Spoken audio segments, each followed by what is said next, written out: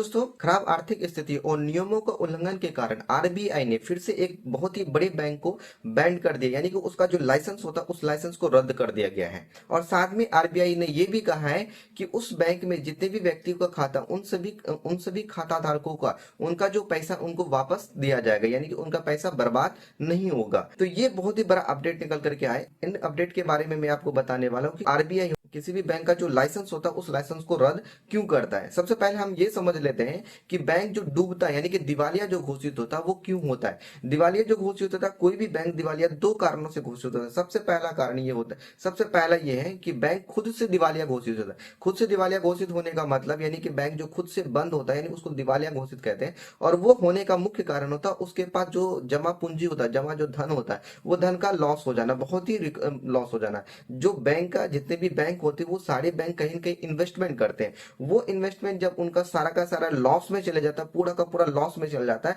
तब जाके बैंक खुद से अपना दिवालिया घोषित कर देता है। और इस स्थिति में बैंक में जितने भी खाता धारक होते हैं, उन सारे खाता धारकों का जो पैसा होता है वो पैसा डूब जाता है और उसको वापस आने का बहुत ही मुश्किल होता है। उस स्थिति में पैसा ना ही मिलता है, बहुत ही मुश्किल हो जाता है।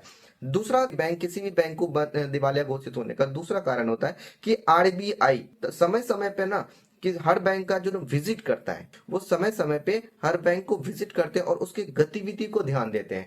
और उन गतिविधियों में अगर उसके नियमों का उल्लंघन, साथ साथ में उसकी आर्थिक स्थिति, ठीक है, डमाडोल होती है, आर्थिक स्थिति में आर्थिक स्थिति खराब होती है, तो उस स्थिति में आरबीआई जो होता है ना, वो क्या करता है, उस बैंकों का जो लाइसेंस होता है वो उस लाइसेंस को रद्द कर देता है या उस लाइसेंस को बैंड कर देता है, यानी तो उस बैंक को बंद कर देता है। तो सबसे बड़ी चीज ये है कि आरबीआई जो है ना, इन बैंकों का, जिस बैंकों का मैं आज बात करने वाला हूं, उस बैंकों का जो लाइसेंस होता है ना, वो आरबीआई ने रद्द किया है, वो खुद से दिवालिया घोषित नहीं हुआ। क्योंकि कुछ दिन जो पहले जो आरबीआई ने उस बैंक का जो ऑडिट किया था, उस ऑडिट में देखा गया, तो उस ऑडिट के माध्यम से उनको पता चला था कि ये जो बैंक है उसके जो नियम होते हैं, उसको जो आरबीआई का जो नियम यानी कि गाइडलाइंस जो दिया गया था, वो गाइडलाइंस को उन्होंने फॉलो नहीं करा था। और साथ में उसका जो आर्थिक स्थिति था वो बहुत ही खराब था, जिससे उसको आरबीआई को ये पता चल गया कि ये बैंक बहुत ही कम दिनों तक सर्वाइव कर सकता है, मार्केट में बहुत कम दिनों तक चल सकता है, जिस वजह से आरबीआई ने उस बैंकों का जो होता है वो लाइसेंस को रद्द कर दिया गया। और साथ में आरबीआई ने एक बहुत बड़ी अपडेट ये भी दी कि उस बैंक में जितने भी व्यक्ति का खाता है,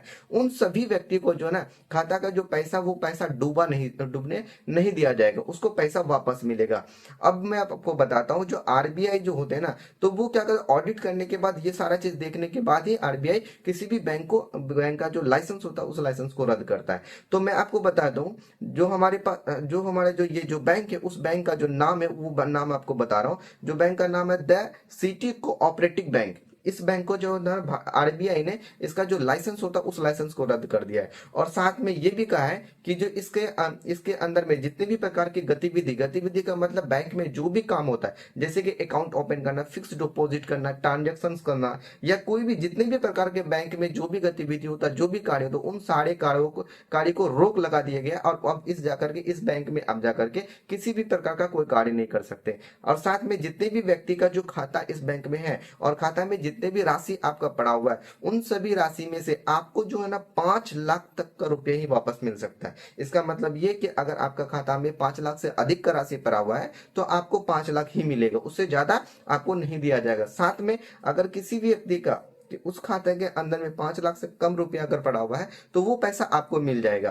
तो ये था आरबीआई का बहुत ही बड़ा अपडेट था। और मैं आपको बता देता हूं, जो कोऑपरेटिव बैंक होता है ना, तो इसमें आपको बड़ा बड़ा ध्यान देना होगा, इसकी अपडेट के ऊपर ध्यान देना, क्योंकि कोऑपरेटिव बैंक ज्यादा ऑपरेट नहीं कर पाता। ये बहुत ही बड़ा बैंक था, आरबीआई ने दिया है। और साथ में आरबीआई ये भी अपडेट दिया कि इसके साथ साथ जो भी बैंक है, कोऑपरेटिव बैंक है, इसके नियमों का उल्लंघन जो भी करेगा तो उसको आरबीआई ने उसको छोड़ेगा नहीं, उसको इसी तरीके से उसका जो लाइसेंस होता है उस लाइसेंस को रद्द कर दिया। अगर आपका भी खाता है, किसी भी रिलेटिव का अगर खाता इस बैंक में है, तो तुरंत जाकर के अपने खाते से जो भी जमा राशि उसको निकाल लीजिए, अन्यथा आप अपने राशि को खो देंगे, आपको फिर वापस नहीं मिलेगा। और ये जो रिपोर्ट डीआईसीजीसी, ठीक है। इस रिपोर्ट के माध्यम से आपको बता दें कि जो हमारे बैंक है, जो कोऑपरेटिव बैंक है, द सिटी कोऑपरेटिव बैंक है, उनके जो है ना 239.99 करोड़ रुपया जो है ना वो रिलीज किया, यानी कि इसका मतलब बोला जाए तो लगभग आपका 231 करोड़ रुपया होता है, जो कि रिलीज कर दिया गया ताकि कस्टमर, इसके जो ग्राहक है, उन सभी ग्राहकों को इनका पैसा वापस मिल सके।